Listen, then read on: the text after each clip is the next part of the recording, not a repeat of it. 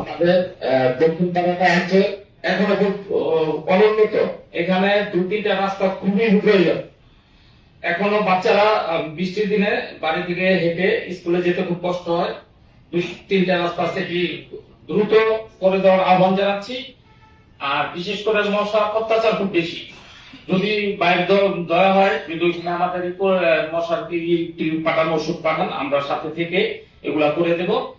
আর আমাদের অঞ্চলের 7টা মসজিদের সভাপতি আমাকে বলে দিচ্ছে যে আপনাকে দাওয়াত দেওয়ার জন্য, যদি আপনি ওনাদের আমন্ত্রণে একদিন যাইতেন ওনারা খুশি হতো। আমাদের কবরস্থানে একটা দেয়াল নির্মাণ করবে, আমাদের উদ্যোগী করবো, আপনি শুধু থাকবেন, থেকে একটু উদ্বোধন করে দেবেন।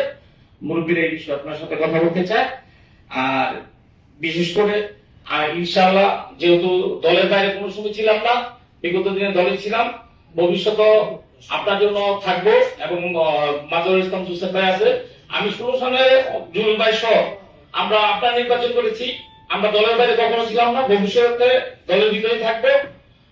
আমার জন্য দোয়া করবেন। আর আপনাকে ধন্যবাদ জানিয়ে আমার বক্তব্য শেষ করছি। আসসালামু আলাইকুম।